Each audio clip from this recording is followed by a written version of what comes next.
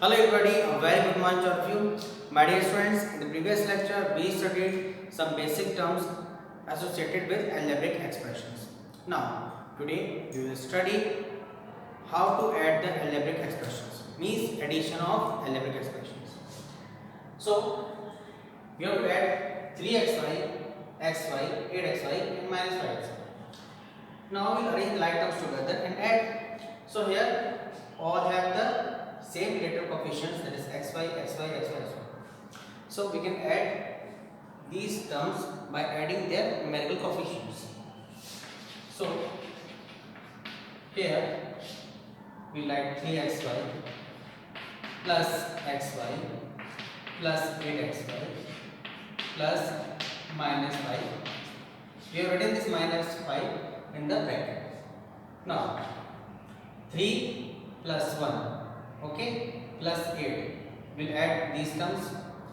3 plus 1 4, 4 plus 1 8, 12xy.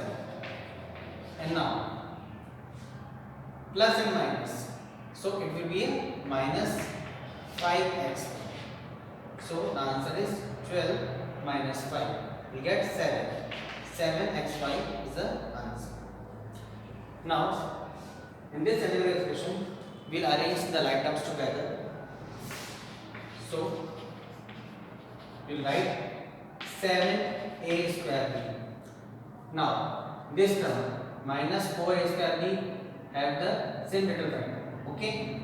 And this 6a square b. So, we first write the positive terms 7a square b plus 6a square b minus 4a square. Then after that 2b and 12b. 2b plus 12b. Okay, because 2b and 12b have the same letter factor b. Then plus 8 and plus 1.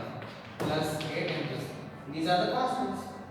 So 7 plus 6, that is 13 minus 4. Okay, so 9a square b is the answer.